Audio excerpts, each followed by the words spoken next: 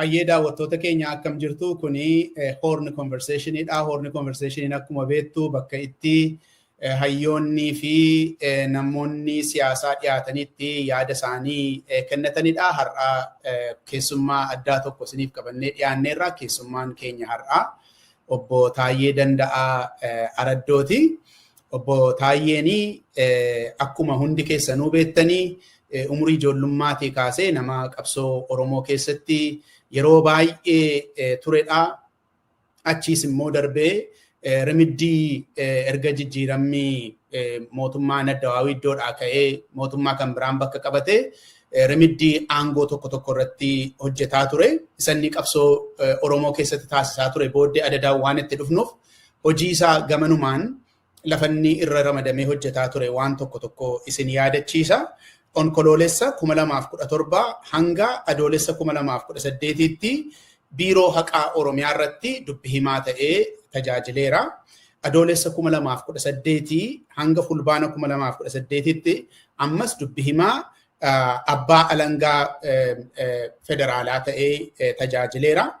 Onkoloolessa 2018 hamma fulbaana 2021tti immoo waajjira ODP paartii isa booddee biltsiginnaa ta'ee yookaan immoo PP ta'ee dubbi himaa ta'ee tajaajileera. Achirrattis onkoloolessa 2021 irraa kaasee hanga muddee 2023tti immoo ministeer deetaa ministeera nagaa damee dhimma ijaarsa biyyaa fi waliigaltee biyyaalessaarraa tajaajilaa tureera. Hamma aangoo sana waldhabdeedhaan gadhiisee hidhamee mana hidhaa seenutti jireenya obbo Taayyee isa kaan booddee gaaffiif deebiidhaan waan uwwisa kenninuu fi hammanumaan yoon Taayyee beeksise hin ga'a jedheetan yaada.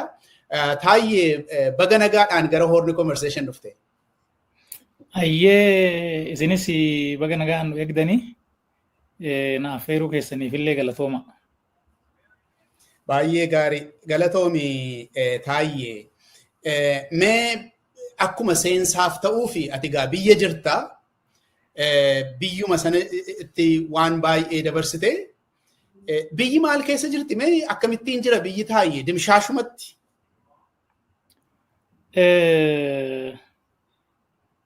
Waliigalaan olaalamu amma wanni biyyi keenya keessa jiru bara kamiyyuu caalaa bara hamaadha jedhamee ilaalamuu danda'a. Nageenyi hin jiru qarqaraa haga qarqaraatitti namni karaa deemuun butamaa bahanii galuun yaaddoodha. Baay'ee rakkoodha nagaa wal qabateeti. Diinagdeenis akka namuu beeku dugdaa citee lafarra foqoquu jira. Namni baay'een hojii hin qabu. Ka hojii qabus wanni inni argatu nyaatee buluuf isan gahu. So rakkoon nageenyaa kanatti dabalatee diinagdeen baay'ee akka malee hammaatee jira ka jedhu. Hundaa ol ammoo wanni amma hannaan wal qabatu kun gaafa adda waa'ee sanuu hanni jira wanni sun rakkoodha jedhamee qabsoon godhame. Amma wanni sun dachaa 5 dachaa 6 ol dabalee hanna wanni jedhan kuni waan seeraan tumamee akka raawwatamu gubbaadhaa qajeelfamni kennamee fakkaata jechuudha. Bakki hanni hin jirre hin jiru hin dhokfamu hin hatama. So dimokiraasiin bulchiinsi haqi gaafa adwaa'ii san caala duubatti mucucaatee rakkoo keessa jira biyyi kuni. Waliigalatti roorroonis gadadoonis kaleessa caalaa hammaateeti jechuudha ka jiru. Baay'ee gaarii akkuma seensaaf nuu ta'uu fi gadi fageenya isaa booddee si gaafachuun koon of waan tokko tokko fakkeenya fudhadhee. Mee gara adeemsa siyaasaa kan keetiitti deebina kan dhuunfaa keetiitti siyaasa ijaaramaatti yoom seentee ati Taayyee? Paartii poolitiksii jechuudha. Paartii poolitiksii hafuura isaa kan dhaqqabee gaafa haayiskuulii jirru barri suni bara 1992 akka lakkoofsa Itoophiyaatitti yeroo bosonni Baalee faa Gujii faa gubatu suni wanni suni fincila barattootaa bakka bakkaatti kaasee ture. Nus ijoolleen nu biraa yuunivarsiitii galan jiru hangaafas kutaa 11. So gaafas irraa kaaneeti roorroon kun uummata keenya irratti hamaadha. So abaa'oo jalatti gurmoofne abaa'oodhaanuu quba waliin qabnu garuu ofumaa gurmoofne haa barbaadnu jennee haayiskuulitti gurmaa'uu jalqabne jechuudha ijoollee wajjin. Wanni suni 2013 fincilli barattootaa yuunivarsiitii Finfinnee irraa ka'ellee turee jira. Oromiyaa keessa bakka bal'aatti rakkoo geechise. Barataa Simee Tarrafaan jedhamu kan Maqaleetti ajjeefame tokkollee jira. Sunis xiiqii nutti uumee isa wajjin wal qabatee gurmaa'ina sana tokko jajjabeessaatuma itti dhufne. 94 immoo yuunivarsiitii Finfinneen seenee gaafan dhufee yuunivarsiitii dhufuu ijoollee waan kana gugurmeessan achi jiru. Jennataan Haciisuu Alamaayyoo Garbaafaa namni jedhaman turanii jiru. Namni baay'eedha gaafas yaa namni garii nama biyya keessa waan jiruufu maqaa dhadha'uun gaarii miti. So ani bakka bu'aa barattoota fireeshii ta'eetiin koree dallaa keessatti ijaaramee akkasumatti keessa deemaa dhannee bara 1996 ammoo yeroo dhimma jijjiirama magaalaa Finfinneetiin wal qabatee Finfinneen Adaamaa dhaqxu gaafa jedhaman san achumatti gurmaa'ina keenyaan fincilli ka'ee fincila sanii wal qabatee hidhamne. Achi booda immoo hidhaa ji'a tokko turree gaafa baanu ijoollee nama 42 ijaareetan mataa kiyyaan qabsoo adda bilisummaa Oromoo dabalamuuf fuudhee gara bahaa kana deemee ture. So wanni achi dhannee akka yaannetti hin taane achi booda gara hidhaa dhufnee akkanatti seennee jechuudha. Baay'ee gaarii. Maaliif murteessite adda bilisummaa Oromoo seenuu? Guyyaa suni wanni nuyi dhageeffannu sirbi jira. Sirba waan qabsoo Oromoo kana leellisan. Eebbisaa Addunyaa faan dhaggeeffannaa, Umar Suleemaan faan dhaggeeffannaa, Ilfinesh Qannoo faan dhaggeeffannaa. Wanni suni miira dargaggummaatiinis walitti dabalamee ammoo wanni qe'eetti arginus bilisummaan hin jiru.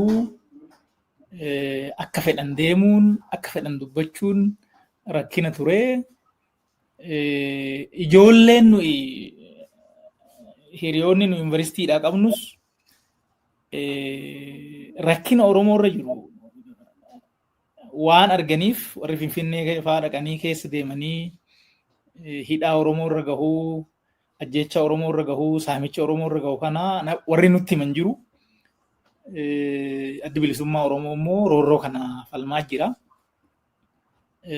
So qaama roorroo kana falmu ta'uutu nurra jireenya karaa kanaan murteessine jechuudha. Galatoomi taayi. Mee egaa gaafa gara bahaa deemtu sanas hin hidhamtee hidhaatti baay'ee deddeebitee seenaa kee gabaabinaan BBC Afaan Oromoo bitootessa 2024 maxxansee nu dubbisiiseera. Yennaan dogoggoruu baadhe marsaa duraa akkuma bara 1996 hidhamtee akka lakkoofsa Awurooppaatti jechuu kooti. Taanee 2011 yeroo lammaffaadhaaf 2001 yeroo lammaffaadhaaf irra deebitee hidhamtee marsaa sadaffaa erga OPDO seentee 2018 irra deebitee hidhamtee marsaa arfaffaa arfeessoo immoo erga biltsiginnaadhaan wal dhabdee ammas deebitee hidhamtee mana hidhaatti marsaa 4 deddeebitee immoo dogoggoreera jechuun kana caalaa jira. Lakkoofsi dura kaafte suni 96 suni fi 2001 suni akka lakkoofsa Itoophiyaati. Kun yaa kala lakkoofsa Awuroopaati kakaaftu 2018 2023 kanan dura sii kaase kan Yuunivarsiitii Finfinneetitti sababa magaalaa Finfinnee jijjiiramuu irraa ka'ee fincila gooneen ka ji'a tokko hidhamne jira. Isa wabiidhaan baaneet sanbooda kan nama gurmeessinee deemne hidhaan afran isa booda jechuudha. Suni akka shanaffaatti ilaaluu hin danda'ama. Magatiis guddaan qabu. 99 hidhaadha waggaan bahee 7 hidhameen ture fincilli wayii yuunivarsiitii keessatti ka'e. Suni waan amma lakkaa'amtuu miti. So afran suni akkasumatti qabame gaaruma. Tole. Baay'ee deddeebite jechuudhaafani mana hidhaatti manni hidhaa keessumatti haala biyya keenyaa keessatti wanta salphaa miti taayee waan beekamudha. Baraabaratti immoo tarii garagara ta'uu danda'a. Manni hidhaa biyya sanatti siif maali deddeebi'uu keerraan kan ka'e siif manni hidhaa waliif maali taayee? Namni jaalatee hidhamu hin jiru. Manni hidhaa bakka namni filatus miti. Keessattuu immoo manni hidhaa Itoophiyaa keessa jiru waan keessi isaa mijataatii miti. Mirgaan wal qabatee waanuma ammaa fedhii bu'uuratiin wal qabatee akka malee waan ulfaataadha. So nama baay'ee achi keessatti yaala dhabuudhaan maal ta'uudhaan nu biraa hiriyoonni keenya dhaanamuudhaan kan lubbuun darbe jira. Alamaayyoo Garbaa duratti siin jedhe 2098 akka Itoophiyaatitti akka Faranjiititti jijjiiruu hin dandeecha. Siree irra odoo ciisuu rasaasaan dhahamee achi immoo mana yaalaa dhaqee handhaame miila kana waan ta'eef du'ee hin beeknu achuma du'e. Gaaddisaa Arbaasaa kan jedhamu injiinaringii waggaa 5ffaa 5 kiiloo ka ture numa biraa du'e. Ka duddaa cite reeba keessatti baay'ee jira. So kun hunduu achi keessatti hin laalta. Mana hidhaa afran kana keessa gaafa duraa dhaddacha 5ffaa jedhamutu ture. Dhaddacha 5ffaa kana nama Lu'uul Gabra Maariyaam jedhamu daanyaan gedduu.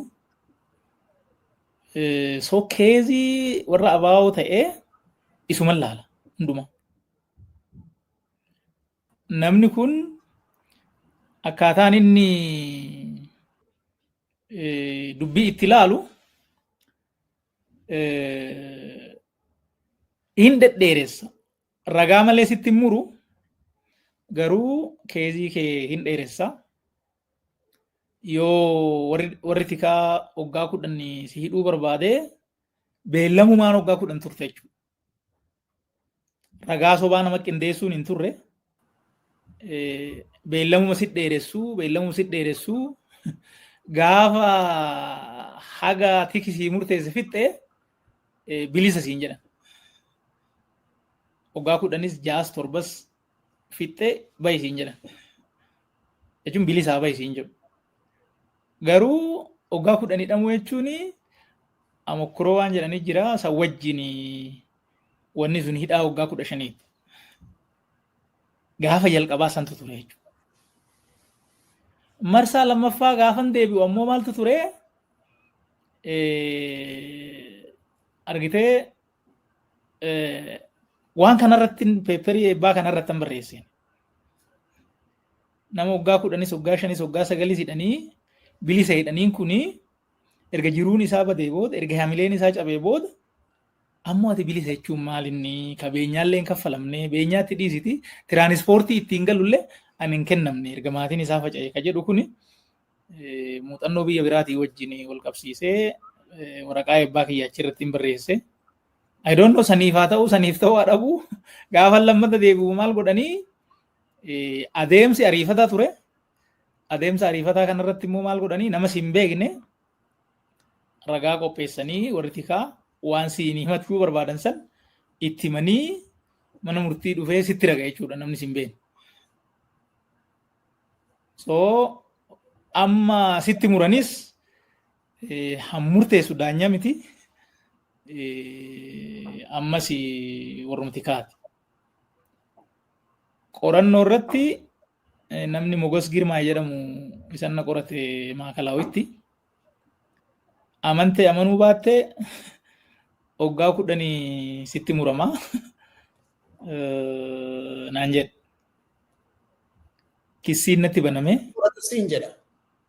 Qorataa poolisiin naan jedha. Sitti faradameera. Sitti faradama bakka waggaa 10tu sitti faradama naan jedhe. Qorannoo irra jirra ganaa mana murtii himanni hin dhiyaanne. Achi ragaan takkaan jiru ragaa nama amansiisun turre ragaa nama sobaa tokkollee fidanii isallee deebinee chaalenji goonee akka amansiisaan tahin wanni hubatamaa ture. Haa ta'u waggaa 10 san natti mure manni murtii.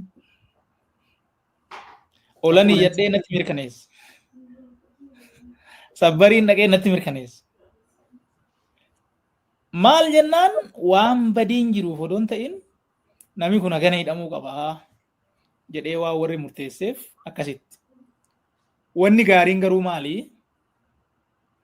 Gaafa san yoo ati balleessite jedhanii si shakkan si malee namni fira kee nagayyuu gaafatu hin jiru. Namuun tokko haateetitti namni bu'u hin jiru. Obboleessa keetitti namni bu'u hin jiru. Hiriyaa keetitti namni bu'u hin jiru. Namni akka fedhe dhufee si gaafata. Abbaa balleesse jedhanii yaadan san yookaan abbaa dhimma irraa qaban san qofarratti xiyyeeffannoon ture.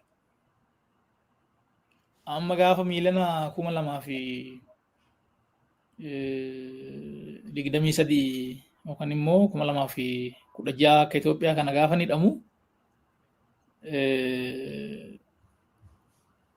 maatii kiyya nama 28 akkaawuntii cufanii ji'a 8 rakkisan. Nama 28. Nama 28. Katakkaa anuu rakkoo akka hin qabne isaanuu beeku. Hannaan wal qabatee wanni irratti wal lollee wachi irratti booda laaluun akkuma jiru ta'ee jechuu kiyya. Qorannoon an qabamee 7-3tti dhume. Qorannoo waajjira poolisii. Namni kuni hannaa wajjin wal qabatee rakkoo keessa hin jiru, rakkoon itti hin jiru ka jedhu poolisiin fixe. Garuu immoo ji'a 8 guutuu uggurri mana baankii firoota kiyyaati irraan kaane jechuudha. Kana qofa miti. Agartee mana nama dhuunfaa yoo kireeffatte yoo xiqqaate ji'a 3 si kennan kiraa agaatiin mana biraa barbaaddatutti. Maatii kiyya daa'ima waggaa 3 dabalatee ani hidhamee guyyaa 3ffaatti mana ari'anii bineensa jala darban. Wanni kun murtii du'aatiin gargarii miti. Nama 6tti du'a murteessan anaaf du'a murteessan.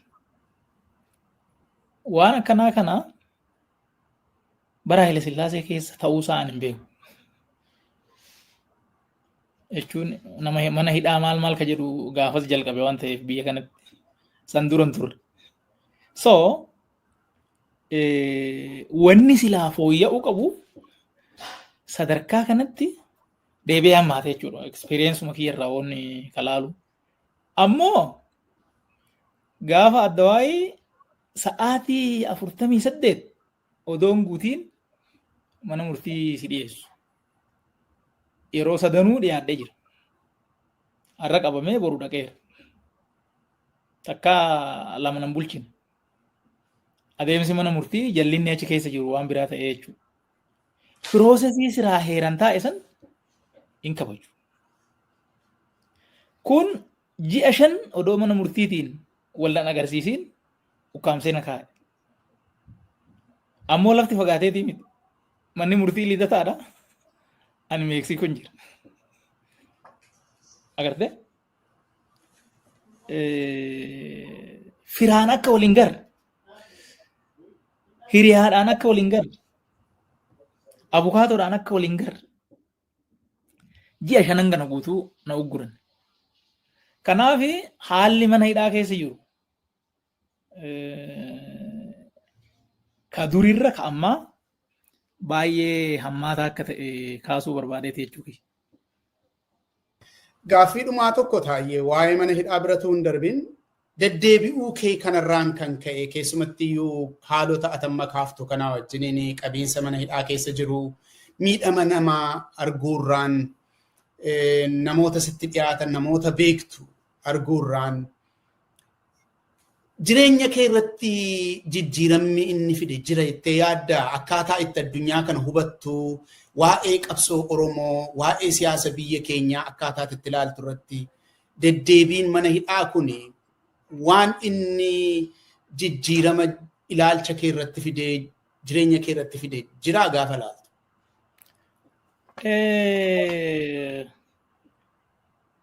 Wanni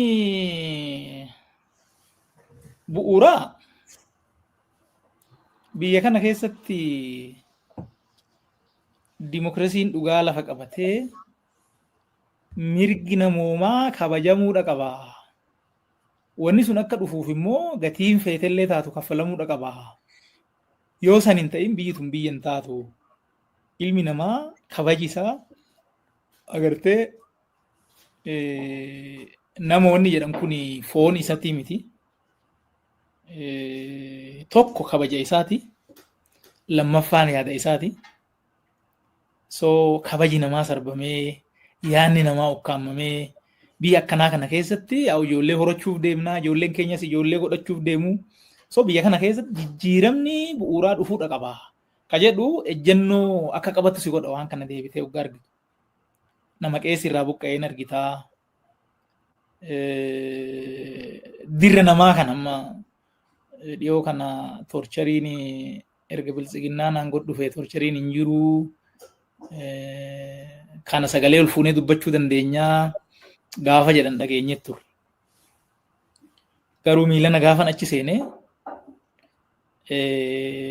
an personaalii waan duratti siin jedhe namaan akka waliin garre akka firan dubbifne waan maatii kiyya irratti alatti godhame wanni sunuu mataan isaa torchariidha. Fi ji'a 4 guutuu immoo kophaa kiyya mana keessa mana tokkicha keessa kophaa taa'uun jira. San bira darbee miidhaan qaamaa rukuttaa waan akkasii anarratti hin taane. Garuu nama nafti qunca'e argee jiran. Nama nafti qunca'e argee jira. Nama qeensi buqqa'e argee jira. Nama miilli cabe argee jira. Ammoo nama ajjeefame samaraatti odoo dabaddabamu nama miseensa hojjetaa insaa ka ture maqaa afaan nutiin nama shakkame nama odoo rukutanuu ajjeefame. Ofiin agarree nan beeka nama akkasii akka jiru. So roorroon maakalaawiin silaa hin cufnaa achi keessatti yakka raawwatame namoomatu sarbame jedhame suni deebi'ee sandaran hammaatee Meeksikootti gasiqe malee gara Oromiyaa faatti achi babal'ate malee wanni duubatti argitee bakka duraa sanirraa wanni fooyya'e akka hin jirre argee jira jechuu kiyya. So kana gaafa argitu biyya kamuu keessa yeroo ta'etti roorroon turee jira. So biyya mirgi namaa itti kabajamu, biyya walqixxummaan itti eegamu, biyya namuu seeraa gadi itti ta'ee fi seera duratti walqixa itti ta'e namuu qabsumaan ijaarate. Kanaafuu waan akkanaa kana hadhaa kana gaafa argitu wanni kun bakka ta'etti dhaabbatee sirni diriiruudha qabaa. Kanaaf immoo gatii kaffaluun gatiin ati kaffalaa turtes gatiin boru kaffaltus akka sirrii ta'e si amansiisa jechuudha. Galatoomii taa'e. Mee gara fuulduraatti tarkaanfannee waa'ee qabsoo qeerroo bara 2014 haga 2017 akka lakkoofsa Awurooppaatti turettan si ceesisa. Ati gaa 2016 keessa kan hidhaadhaa baate akka lakkoofsa Awurooppaatti yeroo hiikamtu qabsoonni qeerroo kuni bal'inaan Oromoo Protestants jedhamee kan beekamu sadarkaa olaanaa irra gaheetu jira yeroo sana yoon dogoggoruu baadhe. Gaafa hidhaadhaa baatee kana argitu miirri kee akkam ture? Maaltu sitti dhaga'ame yaadattaa? Nan yaadadha. San dura gaafa dubbiin kun jalqabu Zuwaayee turre baatuu jedhan kana mana hidhaa federaalaa achi jira.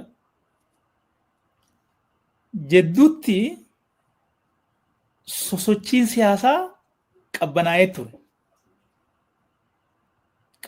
ture.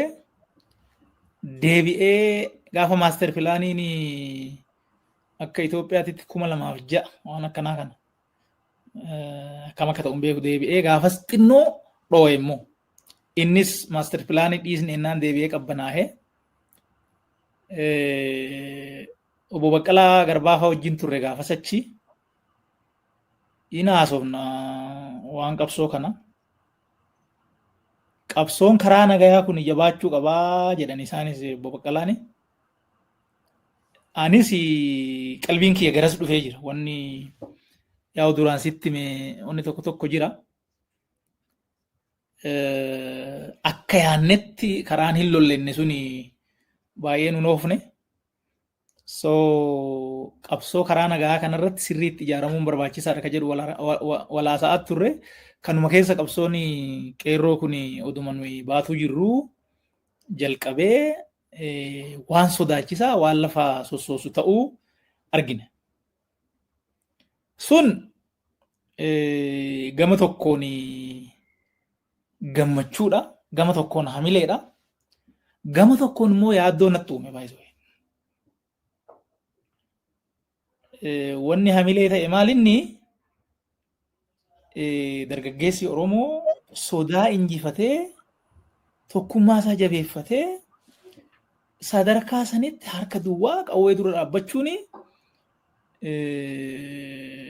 waan ajaa'ibaa ture suni hamilee sitti ta'a. Ammoo humni sadarkaa sanitti siyaasa kana gurmaa'ee injifannoodhaan gahu jiramoo hin jiruu an jedhu immoo yaaddoo ture jechuudha. Gaafani hidhaadhaa bahu yaa hiriyoonni baay'ee ture milkeessa sanfaan hidhaattis na hordofaa turanii yuunivarsiitii Finfinneetti wal barreessaniini namoonni akka Kabbadee Deessisaa fa'aa Haayiloo Addunyaa fa'aas namoonni baay'een jira hiriyoonni. Gaafan bahe baga si galchee gaafa namni dhufu wanni ani haasa'u ture maalinni qabsoon kun akkamiin milkaa'aa ka jedhu yaada kaasat turre. Ani haa xiqqatu waa guddatu wanni gurmaa'ina qabu OPDO kana wayyaan irraa fottoksinee qabsoo Oromootitti yoo daballe malee fuuldura deemuu hin dandeenyu ka jedhu yaadan fide. Yaanni suni yeroo sunitti nama baay'ee jechuun andinqas jira. Nami gariin abdii kutattee ka jedhus jira. Akkasii miti. Egaa qabsoonni injifatuu qabna. Injifatuun immoo gurmaa'ina barbaachisa. Gurmaa'inni lafa qabate immoo ka milishaa lafaa qabu, ka caasaa bulchiinsaa lafaa qabu, ka inni nuu roorrifamaa jiru itti tolaan jiru nama innis so jara kana hamilee itti goonee akkamitti fottoksina ka jedhu yaada kana kaasaa turre. Uduma yaada kana kaasnu ganna keessa hagayyaa natti fakkaate Lammaa fi Warqinan Muktaarii fi Asteer karaarraa qabanii fuulduratti as bahanii wanni sun dhufe. So qabsoo qeerroo gaafasii suni argitee dur namoota muraasa taanet sanuu dhokanneet waa jajaaraa turre ganda keessa dhokannee warra keenyattuu nimnu baay'ee warra keenyattuu nimnu warri keenyas waan akkanaan godhina nuun jedhu san keessa ture. Amma ajandaan sun ajandaa nama hundaa ta'ee, ka haadhaa ta'ee, ka abbaa ta'ee, ka ilmaa ta'ee, jaartiin ulee qabattee dargaggeessa wajjin baatee gaafa sirbitu, gaafa waan kana viidiyoodhaan argitu, gaafa namni qawwee sodaachuu didee adda kennee fuuldura dhaabbatu gaafa kana laaltu, wanni sun argitee oolee bulee qabsoon dur qabsiifame sun ititee sadarkaa sanitti onnee dhaluusaa argita. Akkuma siin jedhe immoo gama tokkoon yaaddoon gaafasuu turee jira jechuudha. Yaa milkeessa afaan hin beeku walii wajjin clearly irratti haasofne waan kana. Akkasi. Galatoomi taayee waa'ee OPDOtti nan deebi'a akkatitti OPDOtti seentee sin gaafadha. Erga baateeti gaa yeroo itti qabsoon qeerroo sadarkaa kanarra ga'e hirmaannaa gooteeti. Hirmaannaa godhee jira. Hirmaannaan ani godhe hirmaannaa yaadaati. Yaa bahee wajjin harka maradhee hin dhaabbanne. Garuu Feesbuukii nan banadhee Feesbuukii tokko yaa kuma 2011 nurraa cufanii sun yaa seenaa mataasaa qaba. Feesbuukii kanarratti yaada barreessaan ture. Yaadni kun maali? Qabsoon Oromoo alaa keessaa ititu akka qabu. Wanni keessattuu waan amma kun abaluu ergamtuudha, abaluu maalii an jedhu kana haa dhiifnu. Duulli tokko lammaan irratti fa'aa akkuma lammaan gooftaan keenya uummata jedheen wanni jalqabe jira. Wanni kun hin ta'u. Bakki inni dhaabbatee dubbataa jiru kun diina jalaa. Silaa namni yoo gootummaan kennamuu irra jiraate nama kanaafi. Namni gaafa amma Keeniyaa gabbahee akkasitti promoot godhamuu hin qabu. So as dhaabbatee namni akka lolu onnisiisuun bira dhaabbachuun hin barbaachisa malee waan akkanaa godhuun hin barbaachisu ka jedhu waan akkanaa walii wajjin tiimii taanee 2009 irraa qabnee agaa wanni injifannoon deebi'ee butame kun haga inni dhufutti hojjechaa turre OBN kanallee bilisoomsaa jennee akkaataa keessa deemnee lammaadhaan erga wal arganne booda kun haa ta'u kun hin ta'in jennee akkaataa itti haasa'aa turre ofii keenyas baanee ifatti OPDO'n wayyaanee diduu qaba. Maaliif miliyoona uummata miseensa miliyoona 4 baattanii akkamitti nama miseensa 300,000 qofa qabu wajjin maal taataniiti? Isin leencaa bar akkamitti adurreen isinitti roorrisa jennee akkasitti barreessaa akkasitti dubbachaa ture. Naa wanni sun effektiis uumee jira. So dargaggeessis waan poolisiif milishaa wal qabatus waan akkanaa kana sadarkaa sanitti namni qeerraa qabee akka tokkoomuu waan humni keenya danda'ee waan qalbiin keenya yaade akka namni hamilee horatu hojjechaa turre jechuudha. Baay'ee gaarii. Mee gama keessa gaafadha taayee namni garaagaraa gama adda addaa fida waa'ee milkaa'ina qabsoo sanaa irratti. Sadarkaa inni itti milkaa'ee fi hammam akka inni milkaa'ee jechuudha.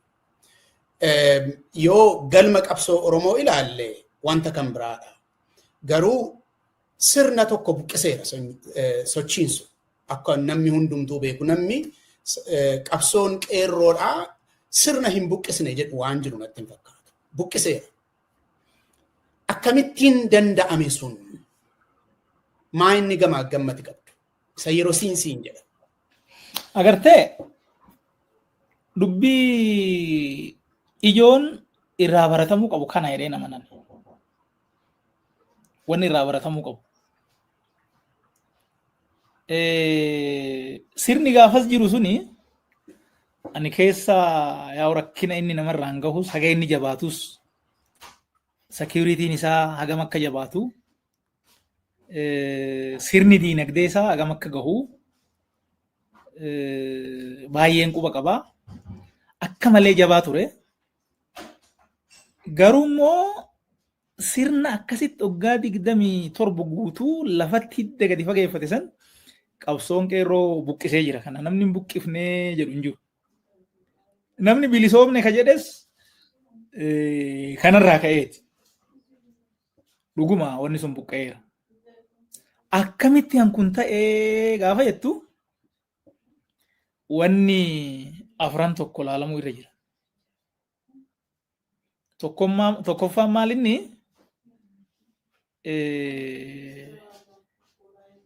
hayyoonni Oromoo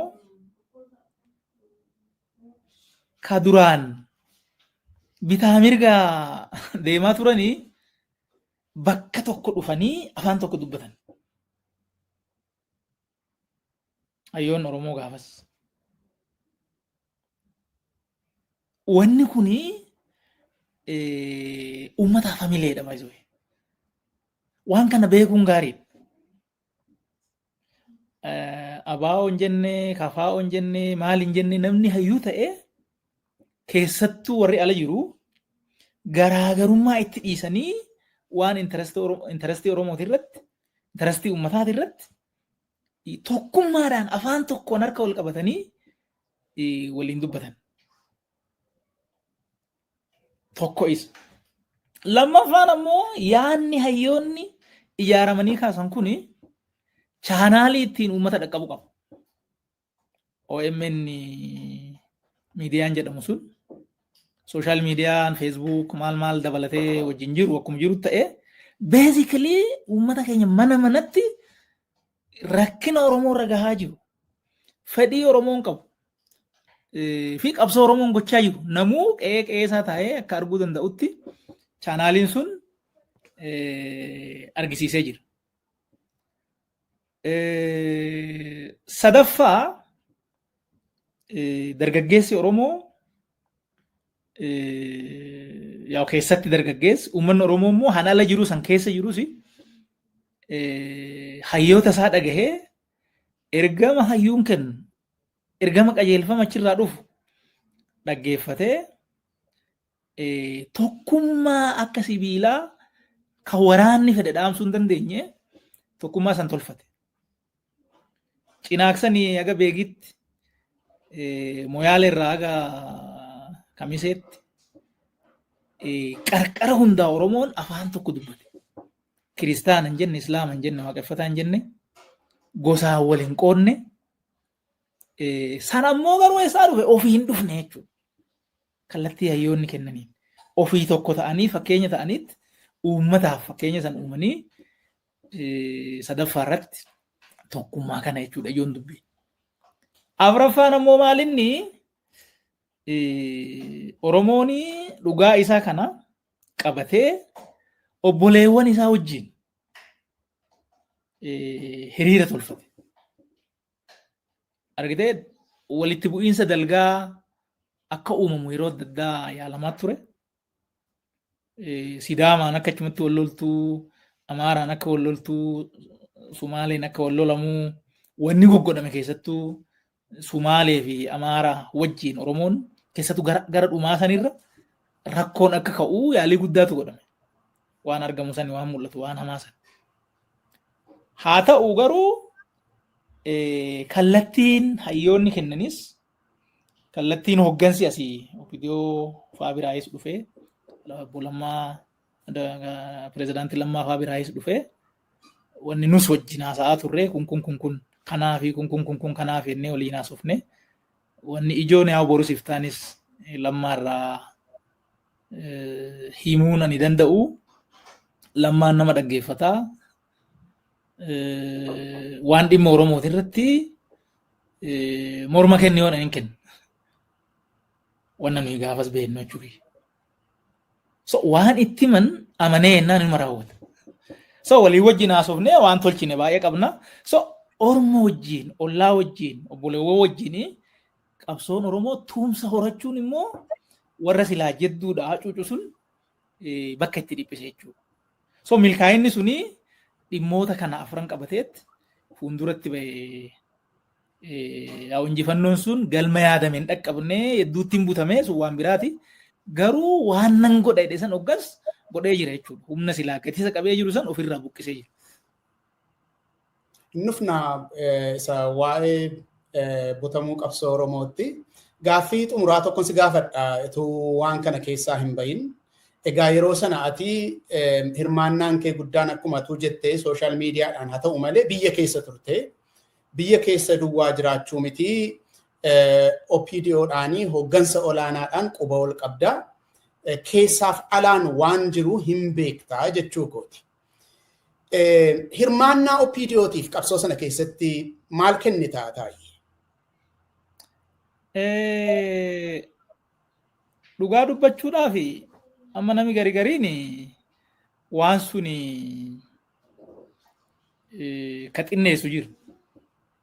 An akka kiyyatti utubaa milkaa'inaa amma afran duraan keenya san keessatti bakka guddaa qaba jedhee yaada. Maaliif bakka guddaa qaba? Keessattuu argitee duubarraa'uu hanqinuma fedhe haa qabaatu OPDO'n gaafa namni afaan Oromootiin barachaa dhufe dhaloota qubee wanni jedhamu kuni namni biraa achi hin jiru, kafaa'oon barsiisan jiru, abaahoon barsiisan jiru. Namni waan kana godhu waanuma fedhe hanqinuma fedhe wajjinuu namni waan kana hojjetaa ture OPDOdha. Ijoolleen Oromoo kaarikulamii wal fakkaattu qarqara haga qarqaraatitti ka Booranaa argite gaafa 91 namni afaaniin sadarkaa wal dhaga'uu hin dandeenye irra gahee ture beek. So hanqina fedhee haa qabaatu achi keessatti tokkummaan kunuu jalaa akka ititu. Namni psychological makeup walitti dhiyaatu akka qabaatu gochuu keessatti wanni bu'uura buuse jiru. Sanii ol garuu gaafa Lammaa fi Warqinaan hooggansa fudhatanirraa qabee wanni Lammaan kallattiin gubbaa irraa kenne milishoota 230 leenjise gaafasi. Kallattiin leenjisa waan sanii kennameefi isin wabii nageenyaaf bilisummaa uummataati malee warra uummatatti roorrisuu miti. So qeerroon tuqinaa jedha. Jara kanaan.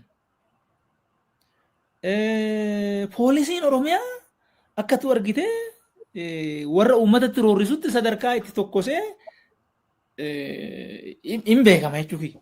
Gara uummataa godhu. Wanni kuni odoo gubbaa irraa mataa irraa qajeelfamni hin kennamini wanni kun hin ta'u.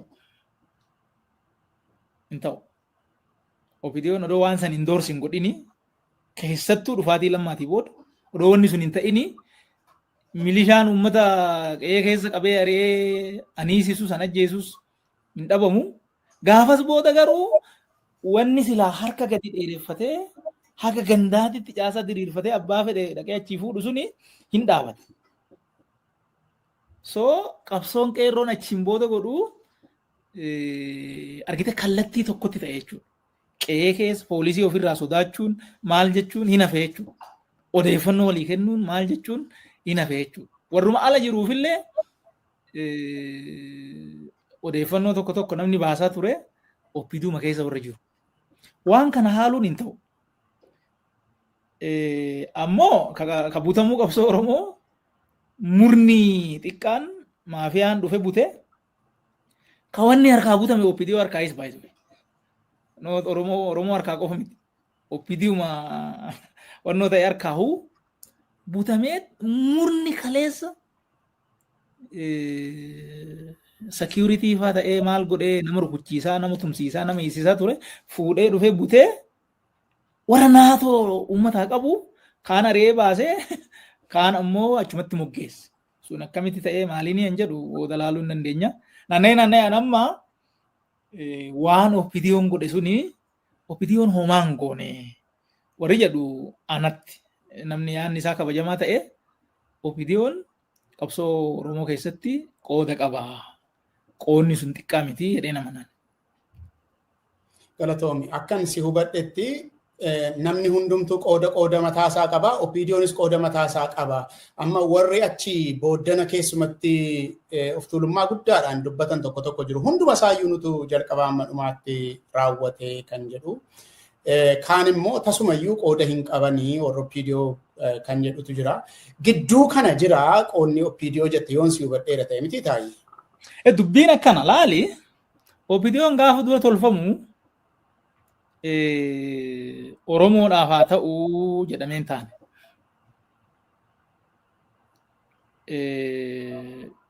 Oromoon maal rakkate ammoo maal barbaada ka jedhu namni yaadee ijaare hin jiru. TPLF'n ofiif tolfate. Gaafa dura dhufu suni warra qabsaa'e irratti miidhaa geessise gurguddaa qaba. Nama hiisise warra, kan nama ajjeesise warra, kan nama saamsise warra, kana namni haalu hin jiru. Garuu deemsa dheeraa dhufne kana keessatti qubee akka tolche isaanii miti abbaan biraa tolchee gaafa fide isa lafatti qabsiisuun isaanii incidentally itti yaadamee odoon ta'in incidentally wanni silaa yaaduma godhame sun oolee bulee ka isaan tolchan sun oolee bulee waan dhale qaba. Gara dhumaa kana immoo OPDO'n ofiifuu hooggansa gaafa jijjiirate irraa qabee lakkii jedhee ajaja didee jira. Ajaja diduun sun immoo qabsoo qe'ee keessaa OSN'if aguuggii uwwisa kennee jira. Ka jedhu jechuudha. Akkas malee nu qofaa namni biraan jiru kan jedhu suni kijiba. Ammoo jarri homaa keessaan qaban jechuunis sirriin ta'u jechuudha. Baay'ee gaarii. Amma gara siyaasa OPDO'tii fi hundeeffama biltsiginnaattan si dabarsa. Achirrattan hirmaannaa keessi gaafadha taa'ee. Muuziqaa ce'umsaa booddee.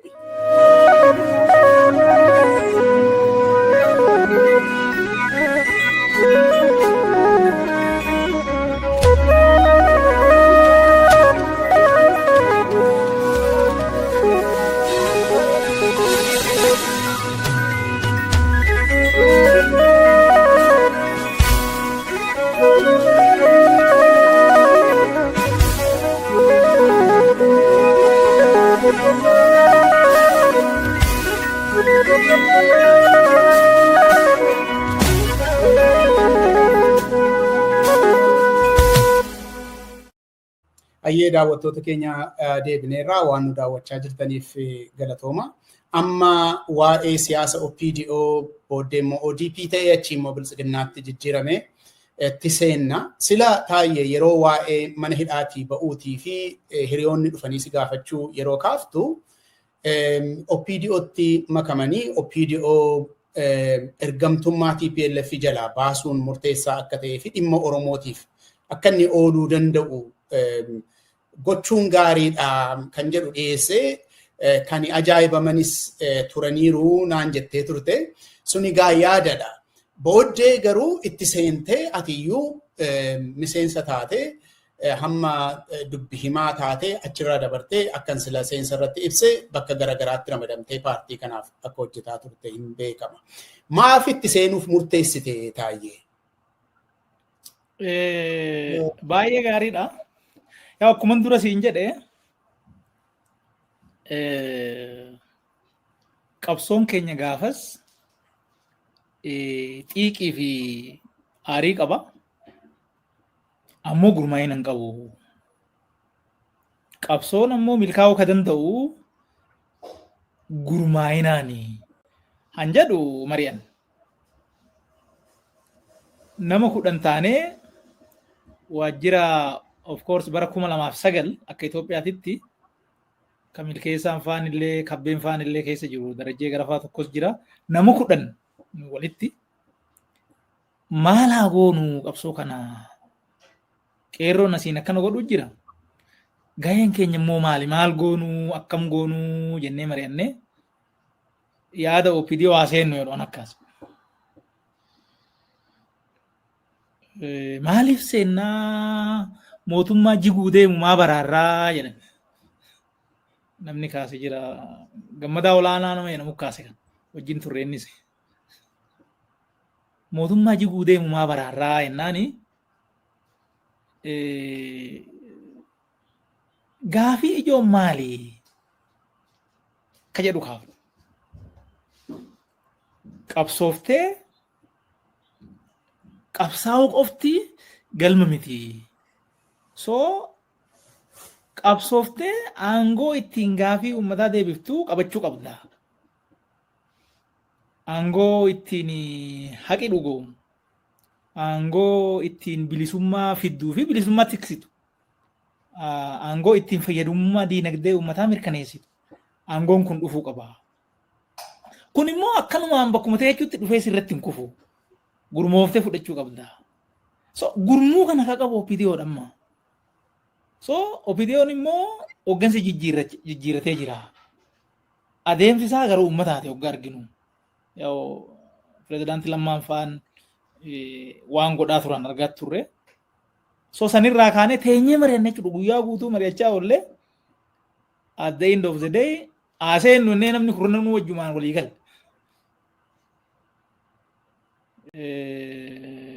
Walii gallee yoo mootummaan kun kufes yoo mootummaan kun itti fufes akkaataan ittiin aangoon argamuu danda'u OPDO irra neennee walii gallee achiin seenuuf murteessinee so lammaa argachuudhaaf yaalii adda addaa gochaa turre. Yaalii dheeraa goonee jeeshan booda akka ta'etti fullaanee jechuudha. Erga lammaadhaan wal arginee lammaa wajjin waan qabnu waayyaan itti himne booda innis yaada keenya erga indoorsi godhe booda bakka si wajjin deemnaa si wajjin hojjenna innee walii gallee achumaan itti deemne. Gaafas hin seenne nuyi aluma teenyee hojii itti fufnee bara 2009 akka Itoophiyaatitti bara guutuu alumarraa qabsoo gochaa OPDO deeggaraa yaada OPDO deeggaru gochaa yaada immoo akkan duratti siin jedhe qabsoo keenya haan alaatiifan keessaa akkaataa inni itti walitti hidhamuu danda'u irratti quunnamtii qabnuunis karaa keessaa fi alarrattis baanee miidiyaadhaan hojjechaa torban lamaan immoo yoo xiqqaate akka taankii guruppii wayiititti yaada waan haala xiinxallee maalti itti aana waan jedhu irratti walii wajjin haasa'aa halkan fa'aa otoo rafiin gaafa bullu jira wajjin ilillii kana fooqii kurnaffaarra guyyaa baay'ee achi bullee jirra. Fatiyaan takka jirti milkeessaan jira namni gara nama 5 jechuudha. Namni 5 karaatti nu bira harca'e dhuma deemnu yeroo milkaa'uu dhabnaan karaatti nu bira harca'ee hafee nu ijjee 5 guutuu dhamaaneet karaa Fatiyaatiin pirezidaantii Lammaa argannee achii booda Lammaadhaan gaafa wal argannee hamileesiin argannee halkanii guyyaa waayyaan keessas ifattis hojjechaa akkasitti seennee jechuudha. Erga Lammaa argattanii OPDO taatan jechuudha taayi. Jechuun duraan hin taane inni alatti murteessine. Ta'an. Aga Lammaadhaan wal arginee yaada isaa arginee yaada keenya indoorsi goonaan achumaan OPDO ta'an. Baay'ee gaafas waraqatan fudhanne yaadan taane malee waraqatan fudhanne waraqata ka fudhanne onkololeessa bara 2010 gaafa muudama nuu kennan san. Baay'ee gaarii. Egaa ati adeemsi ati qabdu muuxannoon ati qabdu isa dura OPDO dha wajjiniin miti yookaan immoo paartii OPDO fakkaatu wajjiniin miti. Muuxannoon kee hamma sana iyyuu adda bilisummaa Oromootii wajjinii achii mana hidhaa seente. Hamma sanas immoo yuunivarsiitii seentee seera baratteetu baate. Akkaataa itti OPDO'n uumame immoo hubannaa gadi fagaataadha qabda. Hin beektaa jechuudha. Akka inni kaayyoo Oromootiif hin uumamne hin beekta. Garuu amma waan tokko natti himteetta. Ijaaramaan isadha. Waa kan harkaa qabu isadha. Aangoo inni sila jette uummata aangoodhaan qaqqabsiisuuf kan jedhu ittan fudhadha. Aangoodhaan nu qaqqabsiisuuf kan danda'u humna ijaaramaa biyya keessa jiru kanadha. Kan jedhu sirkaa fudhadheera. Haa ta'uutii garuu dugda duubeensaa maal akka ta'e gadi fageenyaan beektaa siin jechuu kooti siyaasa biyya sanaas amma ta'e hin beektaa waa'ee seera biyya sanaas hin beektaa mana hidhaasaa lixxee argiteettaa wanta baay'ee waan biyya sana jiru beektaa. Wanti si gaafachuu barbaade seenuuf dhiisuudhaan alatti OPDO seenuuf dhiisuun alatti akka jaarmiyaatti mul'ata isaas gaafa laaltu ijaarsa isaas gaafa laaltu sagantaa siyaasaa isaas gaafa laaltu gam tokkoon isa naa kaa'iiti gam kan biraadhaan immoo hawwii bilisummaa Oromoon qabu gaafa ilaaltu rakkoo walxaxaa seenaa biyya sanaas immoo gaafa ilaaltu OPDO'dhaaf akka jaarmiyaatti gamaagamni ati qabdu maa inni taayye isa yeroo sanaa si gaafadha sammaa miti isa butame waa'ee butamuus miti gamaagamuma ati OPDO'dhaaf akka jaarmiyaa siyaasaatti qabdu maa inni isa waa'ee ergamtummaa maaliin garuu sagantaa siyaasaa isaa akkaataa inni itti uumame ijaarsa isaa bira geessees ilaaltee itti seenuufis murteessitee kana gam tokkoon naa qabadhuuti gama kan biraadhaan immoo rakkoo biyya sana keessa jiru rakkoo biyya Itoophiyaadhaa hin beektaa amma ta'e hawwii bilisummaa uummata keenyaa immoo beekta. Kana keessatti gaafa OPDO ilaaltu miijanarra keessee ilaaltu yeroo sanatti jechuukooti gamaagamni kee maal ture waa'ee OPDO? Argitee dhugaadhaan walitti haasa'uun gaarii. Ani akkan siin jedhe hidhannoodhaan loluudhaa fi bara 1996 nama 42 gurmeesseen gaara ba'e. Wanni dhaqnee achitti arginee akka nuyi fagoodhaa yaadne san hin turre. Adda bilisummaa Oromoo jechuukeeti. Adda bilisummaa Oromoo waggaadhaan yaa'u zirzirii keessa isaa baay'een barbaachisu. Barbaachisu. Akka eegne san hin taane wanni sun. Ka bakka biraatis hin laalta amma yaa'u gurmumaa adda addaa jira. Wanni ati ittiin quufne baay'ee jira. Kaanis gaafa laaltu jechuudha.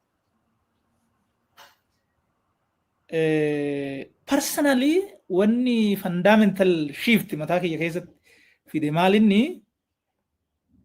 bara 2003 akka Itoophiyaatitti yeroo jijjiiramaa fi maal jedhamee abaa'oo keessatti rakkoon dhalate sanii hidhamaan Oromoo kun wal lole. Zuwaayitti wal lole.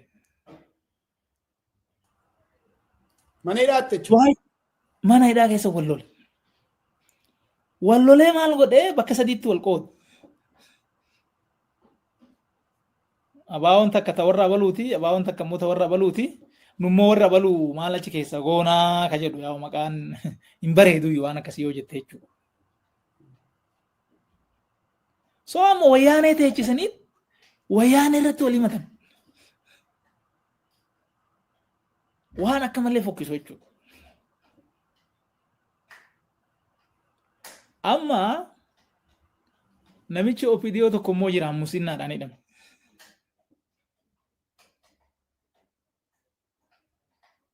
Himannaa mana keessaa kanatti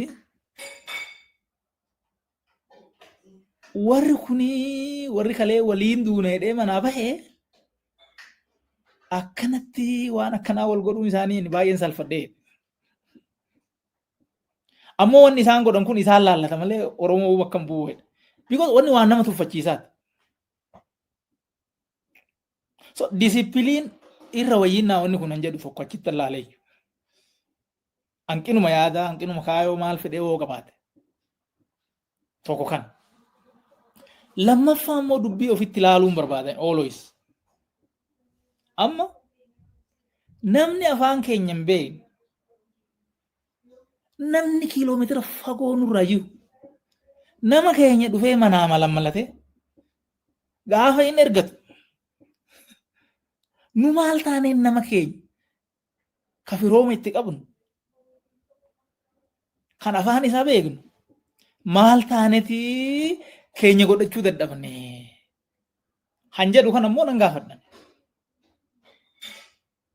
always jabina warraati moo laafina keenya moo maali namni mana kee dhufee mana keeti ilma kee intala kee yoo si jalaa fudhate yaadaan argite wanni gochaa turre suni abaarsi suni abaarsa akkasumatti asiifachi moggaastee abaartu kun warraaf fayyada malee nuuf maan godhu. Warraaf fayyada malee nuuf maan godhu. Waan kana yuunivarsiitii keessatti illee kaasattu odoo yuunivarsiitii yuun bahin. Haa ta'u naanna'ee wanni kuni maaliif jara kana harkaan fuune? Gurumaa inni jira kaayoo isaa immoo itti wayyeessina. Egaa harkaa fuunee hooggansa itti tolchine achi jalatti yaada isaa disipiliinii isaa dhawaata tolchaa itti deemna. Kan hin taane immoo keessaa baasaa deemna. Wanni jalqaba irraa qabu sirriidha odoo hin ta'in. Warri kunuu waanuma isaanii fakkaanne urufumaa fudhatanii haan ofii godhatanii. Maaliif immoo keenya kana sirumaa isaan gaafas waan bibittinnaa waraana dargii keessaa fuudhanii ijaaratanii. Immoo waan ijaarame kan akkuma ijaaramettu maa irraan fuune? Waan jedhu ka ture jechuudha. Gama tokkoon xiiqidha. Gama tokkoon immoo I think akka tarsiimotittis akkanatti ilaalamuun hin danda'ama. Waan jedhu irraa kaanetti mari'annee goone baay'ee namni amma tiimiin gaafas wajjin dhufne kun kaayoo isaatis ilaallee ishuun guddaan humni kuni humna. So warra ittiin nu rukutu kana harkaa fuunee gara keenya yoo naannessinee jarri waan qabatee nu rukutuu iyyuu hin qabu. So achii booda immoo waan biraa hin tolfannaa ka jedhu ture jechuudha. Galatoomi taa'ee yoo hamma fedhe meelataa ta'ee tolchinee qabsoo Oromootiif akka ta'u gochuu hin dandeenya kan jedhudha jechuudha. Baay'ee gaarii gara fuulduraatti tarkaanfanna. Opiidiyoo erga seenteetii baay'ee ituu ati hin turin lammaafaan aangoo qabachuutti milkaa'anii naannoo irratti milkaa'anii turan waan ta'eef waggaa 2 keessatti immoo waajjira raawwachiiftummaa sadarkaa olaanaa kan ta'e waajjira muummicha ministeeraa erga ga'anii booddee nama ofii ergachiin ga'anii booddee OPDO gara ODP'tti jijjiiruutu dhalate. Egaa OPDO yeroo seenteeti maal akka inni ta'e hamma tokko natti himteetta. Kaayyoo maalii galmaan ga'uudhaaf kan gara ODP'tti jijjiirtan amma gaa keessa turte waan ta'eef isin jedhees gaafadha. Maal achiif gochuudhaaf OPDO kana gara ODP'tti akka inni ce'u kan taasifame haala yeroo sanaarraan si gaafadha. Maal raawwachiisuudhaaf kan kun ta'eef maal yaadattameesa? Tokkoffaa waanan duratti sii kaase ilaali. OPDO'n kun akka inni itti dhalate rakkina qaba. Rakkina fedhee haa qabaatu garuu nama keenyan gurmaa'ee jira. Waan kana achii fuunee haa sirreessinu sirreessuu siin dandeenya ka jedhu yaadni turee jira nu bira. Wanni lammaafaa wajjin haasofnes kana. Rakkina baay'ee dhaaba kana keessa jira. Gaafa dubbiin kun akkaataa godhatee hin haaressina ka jedhu turee jira. So gaafii Oromoon gama siyaasatiin qabu dimokiraasii qabatamaa qe'ee isaa keessattis akka biyyaatittis immoo akka dhaabbata isaatitti akka inni hirmaachuu danda'u fi humna haaraa fuunee gurmaa'ina isaa tolchinee yaadama isaas yaada mo'ataa jedhamu wanni barreeffame kaayoo san irratti wanni barreessinee lafa goone rakkina hin qabu waanuma bareeda barraa'e. Wanni haqa mirkaneessuu achi jira, wanni olaantummaa seeraa achi keessa jira, wanni bilisummaadhaan wal qabatu jira, wanni dimokiraasii dhugaa lafa qabsiisuu achi jira, wanni fayyadamummaa diinagdee uummata kanaa akka dhaabbata isaatitti akka qabeenya isaatitti mirkaneessuu achi keessa jira. Miidhama isarra ga'ellee akkaataa inni duubatti deebi'ee itti sirrachuu danda'u achi jira. Wanni gaafii lafoota adda addaa jajallinaan fudhatame wajjin wal qabatee jiru jira. So gaafa waan kana goonu haasofneetuma kana goone ammoo maqaa kana maqaan OPDO jedhamu kuni fokkina wajjin waan fokkuu wajjin yeroo dheeraa wal qabatee ture. Abaarsa adda addaa irra gaggeeffamaa ture. So maqaan kun riibiraandi ta'uutu irra jira. Maqaa kanaan nama deebinee mobilaayiz gochuu humna haaraa garana fiduun hin ta'u. So maqaan haaromuu qaba. Ka jedhus turee jira. Kanarraa kaaneet ODP OPDO irraa haaressinee akkasitti yaanni jiru, yaanni gubbaarraan jiru kana ture jechuudha. Sana immoo yaa namni baay'een namni ala jirus namni keessa jirus baay'ee jaalate gaafa maqaan kun dhufu alaabaa isaallee asxaa isaa jechuudha waan duraan ture san dhiifamee asxaan abbaa gadaa itti tolfamee dhaadannoon isaallee yaada mo'ataa jedhamee waan akkanaa kanaan dhufee suni gaarumatti tolfame jennee amannee goone gaafas jechuudha. Baay'ee gaarii. Isuma yeroo siirraan si gaafadhaan isa dubbeerraan hubannaa dubbeerraan dhufe ittaaneen si gaafadha. Achuman si tursa ammayyuu yeroodhuma sana keessa jechuudha. Yaadannoodhuma yeroo sanaan si gaafadha. Sagantaa siyaasaa jijjiirameera moo akkuma sanatti ijaarsi yoo koree giddu galeessaa koree hojii raawwachiiftuu maal kan jedhamu namumatu jijjiirame moo caasaan itti jijjiirameera? Sagantaan siyaasaa hoo jijjiiramee ture? Sagantaan siyaasaa haaromee jira. Wanni gaafa sanii dimokiraasii warraaqsaa waan giddugaleessummaa dimokiraasii waan akkanaa ka jedhu waan gaafa adda waa'ee hidhaa ture suni achi keessaa akka bahu godhamee jira. Sagantaan oo dubbiftu hoomtutti nafnu. Sagantaan siyaasaa jira. Sagantaan diinagdee jira. Waan warraaqsa diinagdee jedhamu tokkos jalqabnee turre yoo yaadatte hedduutti. Wanni hawaasummaa barnootaan wal qabatu kuni waanuma bareeda barreessinee achii qabna. Sagantaa dhimma alaatii wajjin kan wal qabatus hariiroo ollaa wajjin qabachuu qabnus wanni sagantaadhaan wal qabatee bareechine bareedeetuma barraa'e sagantaan ODP amma nuu galutti jechuudha. Sanirra wanni bareedu jiraachuu hin danda'a. Ka tolchanu miti. Garuu immoo wanni suni gaafa laallu gaafa dubbifnu disipiliiniin isaatis rakkoodha jennee ilaalle.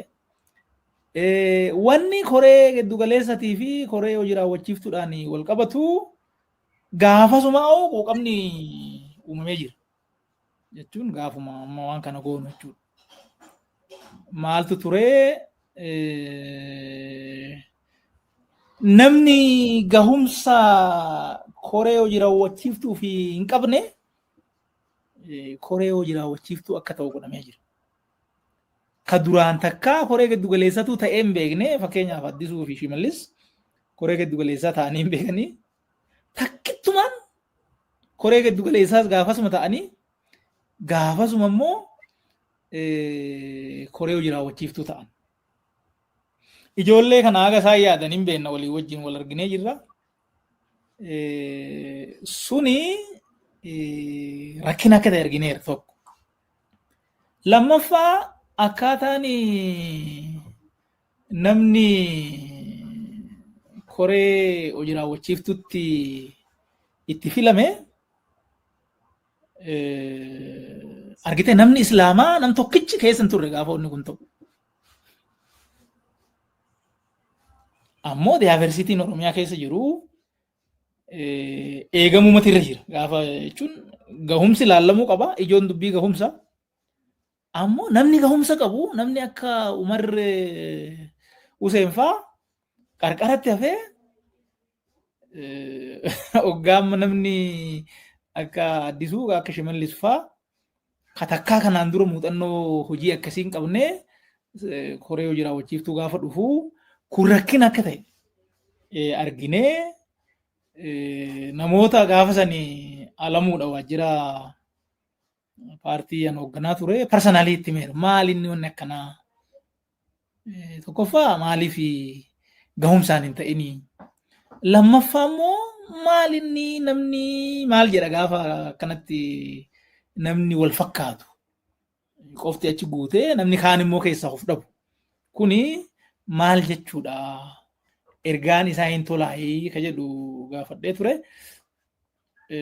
yaa milkeessa wajjinis waan akkanaa kaafnee jirra haa ta'u dhawaata keessa kaan baasanii kaan buusuu waan danda'amuuf aangoon ka koree giddugaleessaa waan ta'eef ittuma deemameen sirra ta'inne ittuma itti deemne malee jallinni bakka san akka ture arginee jirra jechuudha. Baay'ee gaarii. Ammas achuman si tursa. Hooggansi yeroo sana jijjiirameera amma itti aanee si gaafadha waa'ee jijjiiraa hooggansaa Lammaan Abiyyiif dhiisee deemu sana. Amma Lammaan pirezidentummaa dhumarra jira yeroo sana Abiyyi garuu hoogganaa OPDO ta'eera muummicha ministiraas ta'eera. Yeroo namni recruited ta'ee koree hojii raawwachiiftuu keessa galu yeroo koree giddugaleessaa keessa galfamu hirmaannaan jara kana lamaanii akkamittiin ibsama ati maal taajjabde isuma yeroo sanaan si gaafadha. Honestly waan kana namni dhiyeenyaan jala bu'aa ture milkeessaadha. Anamma gaafas waajjira abbaa alangaa federaalaan ture. Ganaa ji'a lamaa wajjin guunne beeki juma lama achi ture. Gaafa adeemsa yaa'ii OPDO kan gara ODP'tti ceesisee kana. Maaltu ta'ee maaltiin ta'ini ani qarqaruma hin jira hin beeku. Badaa hubannaan qabu. Badaa hubannaan qabu. Wanni hin beeku garuu maalinni namni gaafa sanii waan kana tolchee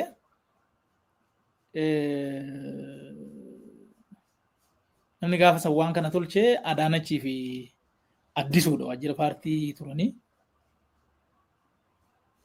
Addisuun ijaarsa baadiyyaarra ture.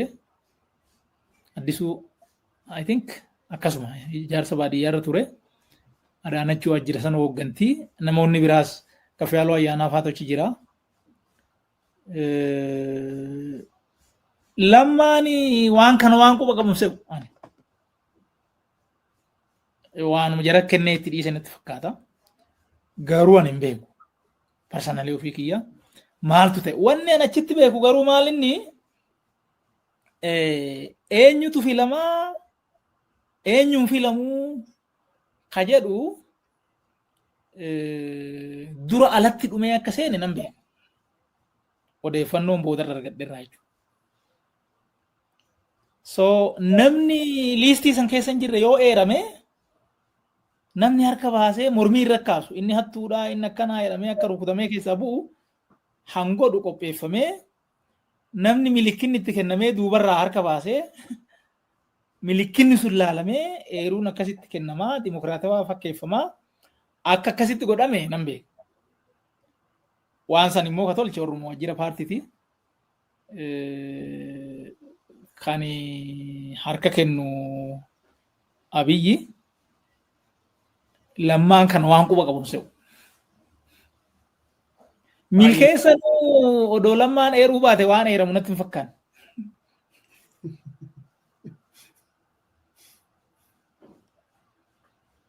Akkas. Baay'ee gaarii. Amma immoo hubannaa keessa duubarraan dhufeen si gaafadha. Amma abdii OPDO irraa qabaattee itti seentee gama kee kan dhuunfaa kan gurmuudhaan qabaataa turtan natti himteetta. Abdii maaliitiin OPDO irraa gara ODP'tti akka ce'umsee akka taasifamu akka godhames natti himteetta itti dhiyeenyaan hamma beektu. Ergasii garuu turtee gaafa hubattu. Ariitiidhaan OPDO irraa gara ODP'tti wanti godhame hubannaan kee isa amma jetteerraa addamoo isuma kanadha. Booddeerra kan ati hubatteen jedha. Waan hubadde qabu. Duubatti deebitee gaafa waa laaltu rakkina amma jirurraa kaatee waan gaafas godhame suni maaliifi jettee gaafa laaltu wayii sitti argisiisa. Waa lama natti argisiisa wanni kun. Tokkoffaa OPDO'n rakkina qabu hunda wajjinuu aadaa jaarmiyaa tolfatee ture. Akkaataa itti wal qeequu qabaa, akkaataa itti wal shuumuu qabaa, akkaataa itti wal buusuu qaba. So aadaa kana jeequun barbaachisa ture. Aadaa dhaabbataa san jeequun barbaachisa ture. Odoo jechuun hoo san jeequu baattee burjaajessuu hin dandeessu. So ODP wanni jedhamu kanaaf dhufe achi booda maaltu dhalatee jaarmiyaa san keessatti OPDO dullattii wanna jedhamuu fi humna haaraa wanna jedhamu dhufe jechuudha. So achuma keessatti tokkummaa dhabe namni. Warra muuxannoo qabu kana warra waa silaa namatti himuu danda'u. Namni ani haaraa jedhe kun tuffatee dhiise. Inumaa hin balaaleffate. Maqaa haaraa jedhamu, maqaa ODP jedhamu kanaan wanni kun dhufe tokko.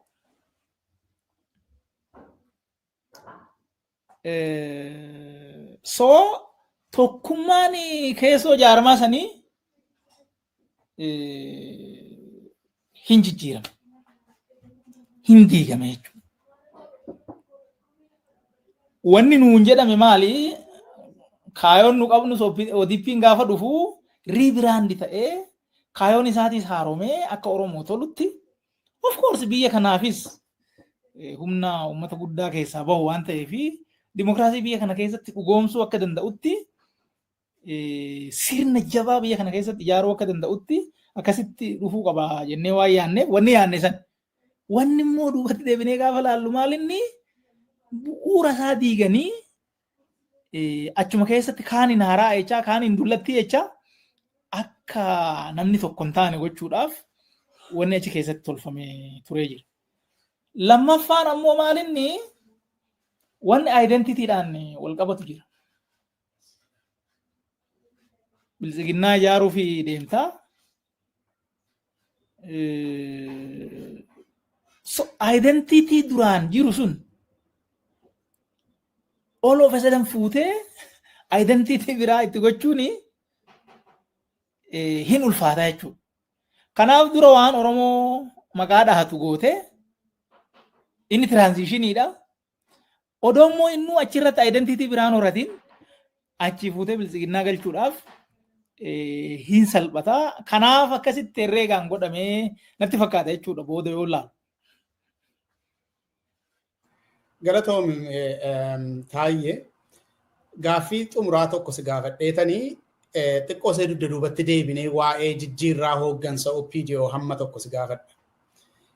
Wantin si gaafadhu yeroo kana keessa yeroo Oromoo Protestiitiis kaasee yeroo itti lammaafaan dhufanii aangoo qabatanii kaasee vokaabulariin OPDO iyyuu hin jijjiirame. Miidiyaan isaa hundumtuu wanti inni dubbatu hin jijjiirame. Waa'ee gaaffii Oromoo dubbatu, waa'ee gaaffii afaanii Finfinnee waan Oromoon harkaa qabu hunda dubbatu ture akka atuu yaadattu kan isiniinis namoota Oromoodhaaf dhimman hamma ta'e hawwates kanuma natti fakkaata. Garuu yeroo sana keessa yeroo 2018 Abiyyi dhufee muummicha ministeeraa ta'uu dubbii inni dubbachuutti ka'ee isa dura haasa'amurraa baay'ee fagaatee adeemeera. Fakkeenyaaf sabboontummaa Oromoo ifaan ifatti himachuun tureera, hadheessuun tureera. Seenaa biyya sanaa keessatti wanta xuraa'aa ta'e kaasanii akka fakkeenya gaariitti himachuutu dhufee kuni gam tokkoon jira siin jechuu kooti. Waan isinis dhageessan waan ta'eef yeroo sana achi hamma tokko si gaafachuuf gaaffii tokko si gaafachuuf jedheetani. Gama biraadhaan immoo dhimmi nageenya Oromiyaa keessaa yeroo sana furmaata waaraa hin arganne waa'een ABO'tiif waa'een WBOyyuu furmaata waaraa tokko hin arganne. Wantoonni kun gamasii gamana keessanii gaafa ilaaltan nama kan biraatuun gaafadhee kana hin gaafadhu ture. Sitaanaan kana gaafadha sababiin isaa qabsoo Oromootii wajjiniin firummaa ati qabdurraa ABO keessa turteetta adeemsi kee baay'ee dheeraa dhagatee ati Oromoodhaa wajjiniin baafte waan ta'eef. Isin yaaddessu ture wanti kun gaafa waa'een Oromiyaa akka kanattiin taa'ee masaraa keessaa immoo afaanni akkasii kun afaanni Oromoo qabsoo Oromoo xiqqeessu qabsoo Oromoo ofirraa dhiibu kun gaafa dubbatamu isin yaaddessinee taa'e.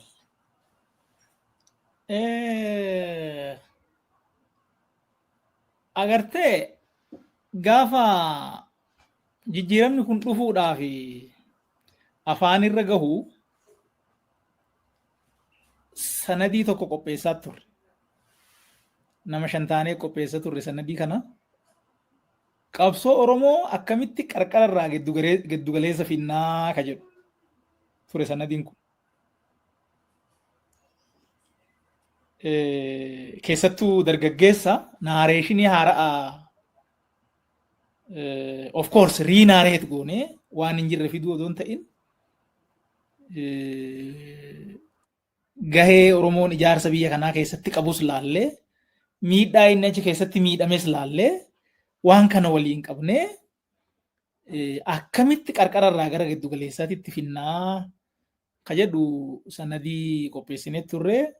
Sanadii kana booda nurraa hataniiti Addisuuf Shimallis nutu qopheesse jedhanii lammaa dhiyeeffatan. Dookumentii isin qopheessitan ofii fudhatanii kan keenya jedhanii sobanii. Hayyee. Akkas godhan nama 5 taanee qopheessinee anaa Milkeessaadhaa Kabbadeedhaa Haayiluu fi Darajjee Garafaati an qopheessine. Jaraaf eenyu kenne Addisuu fa'iif? Jechuun wal keessa daddabarsinaa mitiire sanadii an qopheessisiise mootummaa Tamasgeenan jedhamu waajjira dargaggoo fi ispoortii hoggana gaafasi achumarraan argatan isaan nu talii kennu. Isa booda achii fuudhanii ari'anii lafatti balleessanii gurbicha akka godhanii hin beekan. Mootummaa Tamasgeenan jedhamu. So amma sabboonummaan Oromoo barbaachisaadha.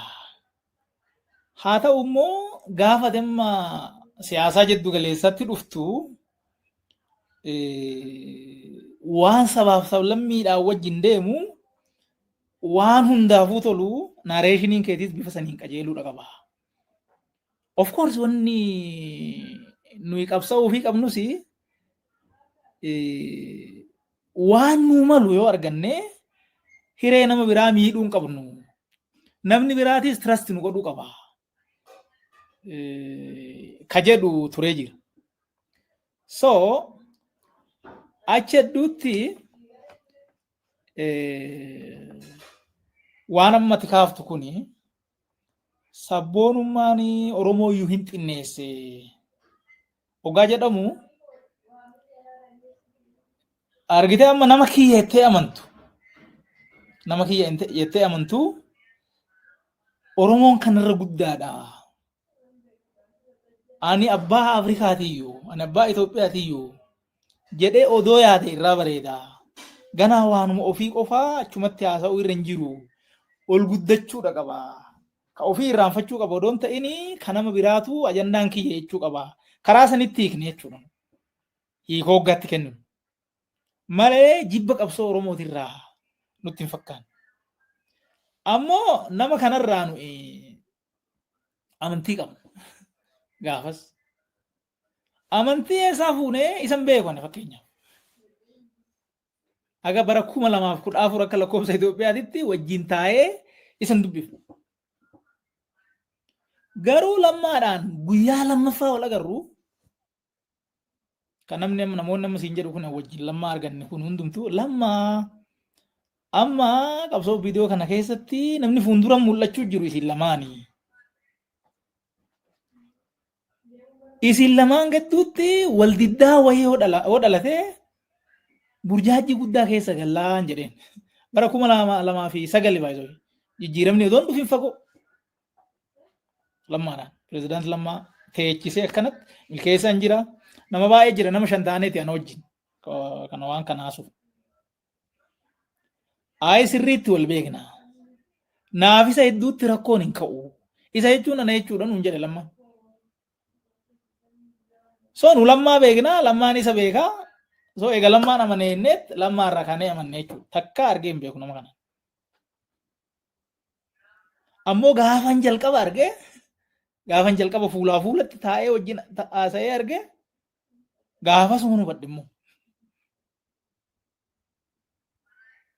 Wal argee keessan naa tursiiti. Isa nan tura. Innaa wanni as duubatti akka rakkinaatitti amma ofittuu kanana ilaalu. Maali?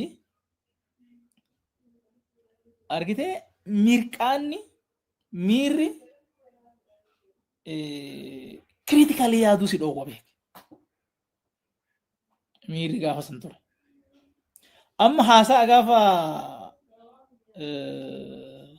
dura aangoo qabatu haasa'e Abiyyi wanna baay'ee achi keessa jira. Olaantummaan seera jira.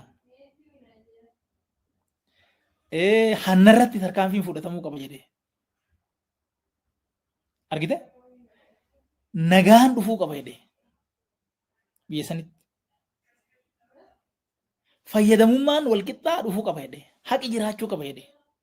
Bilisummaan namni argite? Wanni silaa ilmi namaa hin jaalataa. Vaaliyuu gurguddaa jedhame hunduu ka'ee jira. Kabiraa itti dhiisi mormituu wanni jedhanii obboleewwan yaada addaa qaban malee diina miti. Amma namni ati kiyyeettu hoggaa inni akkanatti haasa'u. Inuma sitti tolaa mitiire? Garuu maalinni wanni haasa'ame sun hunduu boodarra gaafa laallu kijiba. Ijoon dubbii maalisiin? Akkam fuuldura keessa dhaabbadhu hoggaa 70 beekaa jedhee haadha tiyya natti hime. Waan san haadha jaalata innee bira dabarre malee dubbiin sun maal jechuu akka ta'e nun gallan. Dubbiin sun maal jechuudha? Namuu lataan irraan qabu qabsoon isin jettan homaa gatii hin qabu ana waaqan namuu dee. Beekoota egaa ganamuma itti himame. Sirni nani gaggeessuuf deemu immoo sirna mootiiti jedhe egaa waaqi si muude maal gootaree gaafatamummaa wayituu hin qabu waan ofii feete goota jechuudha. Accountability namuutuu hin qabu. Wanni sun critical ture ilaaluu hin dandeenya gaafa sannu. Naanna'ee wanni abaa'oo fa'aa wajjin rakkoon nageenyaa turee jira. Akkasiin jedhe immoo gaafa qabsoo san keessa turre. Rakkina achi keessatti arginu irraa kaanee gaafii nama gaafatamu waan tokko tokko ilaaltu akka deemuu qabutti akka ijaaramuu qabutti wanni sun waan hin ta'inii fi xiqqoosi akka gaariitti hubachaan ture wanni gama saniin deemaa ture. Waanuma deebi'eetuma waanuma waa sakaaluu wayii nutti fakkaachaa ture. Garanaan ammoo warri humna qabu jira. Warri security qabu jira, warri diinagdee qabu jira, warri international connection qabu jira. Wanni kun immoo faallaa waan nu yoofaa jirru kan addeemu. TPLF jechuudha. So haala akkanaa kana keessatti waanuma san jabeessuu malee gamaa gamana jallachuuni nama bishaan keessa odoo jiru argitee achi keessatti wannoo jijjiirrachuuti farda waan ta'e jijjiirrachuuti bakka itti jijjiirrachuu hin qabnetti dhaabbatee jijjiirrachuu hin dandeechuu sadarkaa jedhu akkasitti yaadaa turre malee waan san negeetiivili hubachaan turre jechuufi. Hayyee taayee galatoomii amma gara jijjiirraa hooggansaa OPDO irratti taasifameettiin achis deebita xinnoosee waa'ee sanaan si gaafadhaa muuziqaa ce'umsaa booddee.